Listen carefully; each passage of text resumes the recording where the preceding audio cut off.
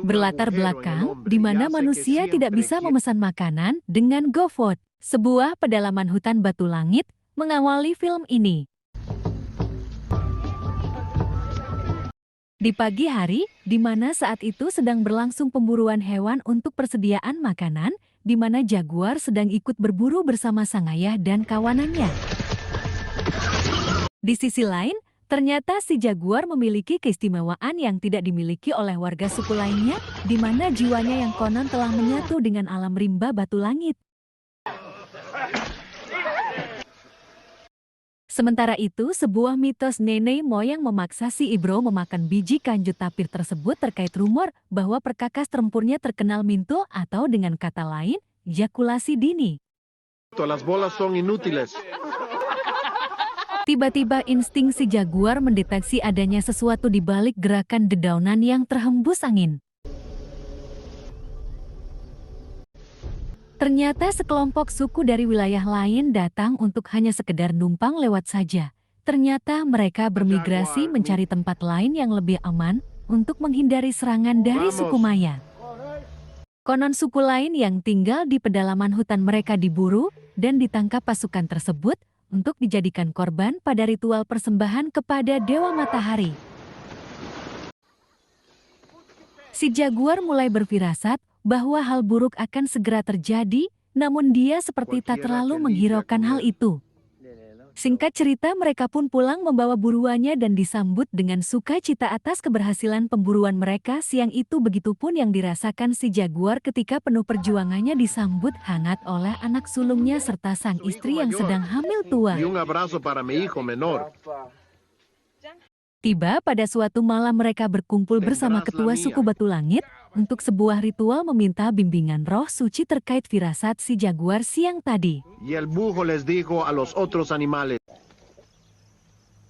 Diceritakan pada pagi hari, ketika mereka masih lelah pasca ritual semalam, si jaguar dibangunkan mimpi pertanda akan tibanya sebuah petaka.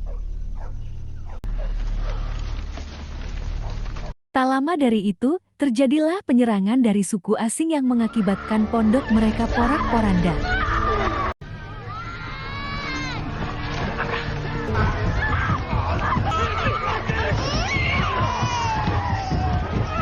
Si jaguar memaksa anak dan istrinya yang sedang hamil kolot untuk menuruni lubang besar sebagai tempat untuk berlindung, sementara yang lainnya tengah berjuang demi keluarga mereka masing-masing, meski harus bertaruh nyawa sekalipun.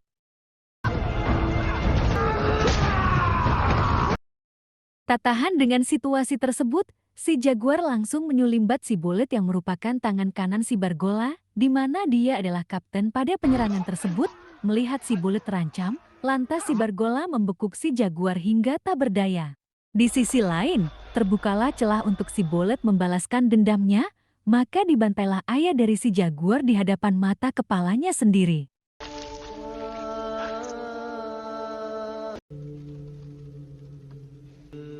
Lalu si jaguar pun dikerangkeng bersama saudara-saudara lainnya, sementara si Ibro jelas murka melihat istrinya yang dipaksa dimasukkan kanyut kundang di depan mata kepalanya sendiri. Di sisi lain, si jaguar sangat risau akan anak dan istrinya di lubang itu, terlebih ketika seseorang berusaha menemukan mereka di sana, bahkan hampir saja membinasakan keduanya, yaitu anak dan istri si jaguar. Singkat cerita, semua tawanan digiring paksa pasukan tersebut dan hanya menyisakan beberapa anak kecil dan jasad mayat yang bergeletakan di sana.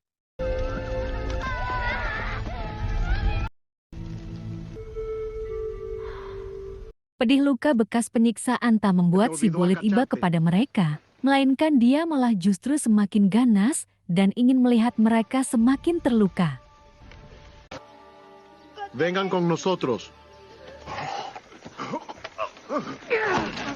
Begitulah nasib seorang tawanan, apalagi Kapten Bargola ini terkenal sadis dan tak kenal belas kasihan. Mereka dipaksa mengarungi derasnya sungai dan menempuh perjalanan yang sangat jauh dengan keadaan menahan luka sambil diikat satu sama lain. Sementara mereka tidak tahu bahwa mereka akan dijadikan tumbal pada jurik Gorobak untuk membuang sial suku Maya. Ketika melewati jalan curam, dan di bawah terik matahari salah satu dari mereka terpeleset ke bibir jurang si jaguar dan saudara yang lainnya sekuat tenaga menyelamatkannya. Eso es. Namun si Bullet goblok dengan santainya sengaja melepasnya agar terjatuh. Hecho. Dalam ketidakberdayaan mereka hanya bisa menelan emosi ketika melihat babenguk si Bullet yang semakin berulah.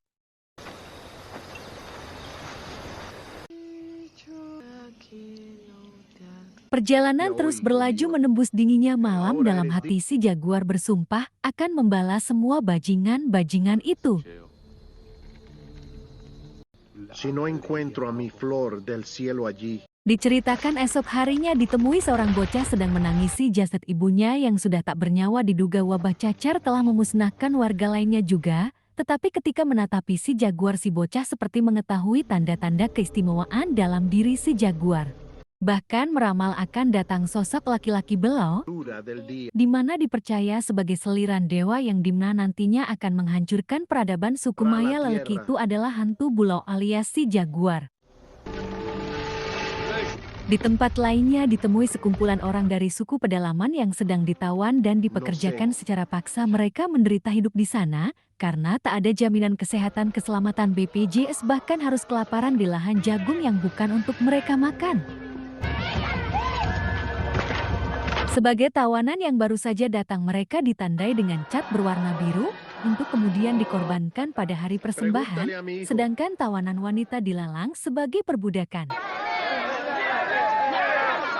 Melalui tahap penyortiran, ternyata mertua si Ibro sudah habis masa kadaluarsa dan tak layak pakai lagi. Semenjak itulah, mereka pun akhirnya berpisah.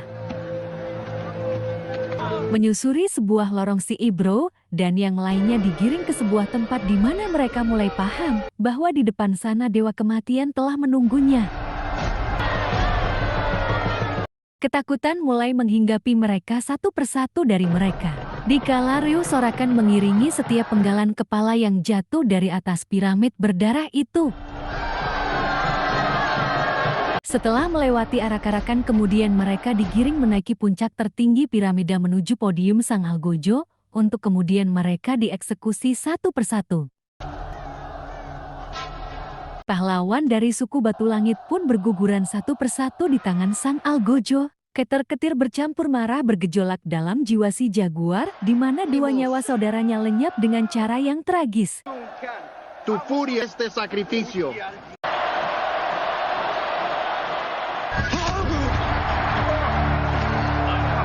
Sampailah pada gilirannya spontan terlintas wajah sang istri yang sedang menantikannya pulang.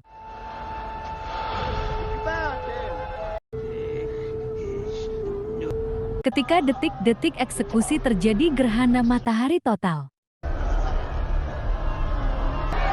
Di mana siang itu, seketika menjadi gelap, ribuan massa di bawah piramida seperti ketakutan.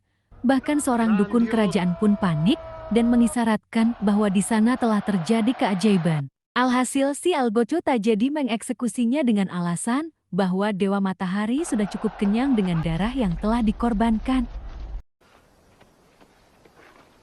Suéltenlo. Ya. Singkat cerita, mereka dibawa Kapten Bargola dan konco-konconya ke sebuah lapangan, di mana merupakan tempat prajurit suku Maya berlatih ketangkasan perang. Dengan dalih akan dibebaskan, si jaguar dan yang lainnya dipaksa melintasi lapanagan tersebut menuju hutan di seberangnya. Si jaguarlah satu-satunya yang mampu bertahan hidup, meskipun sebuah lembing telah memanggang dadanya. Dengan kelebihan yang dimilikinya, dia mampu mematahkan mata lembing dan menghujamkannya di leher sang eksekutor yang merupakan anak si Bargola.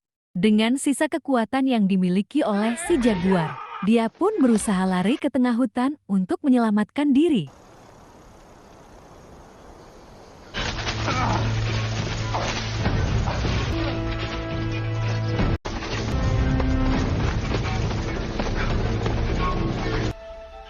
Akibat luka yang cukup parah, si jaguar mulai kehabisan tenaga, sehingga dia memilih bersembunyi di atas pohon besar, sekaligus mengelabui pengejaran Bargola dan kawan-kawannya. Sejauh itu siasatnya memang cukup berhasil, namun tanpa diduga ada seekor careu bulan yang menatap marah kepadanya. Mau tahu kelanjutannya? Lanjut part 2.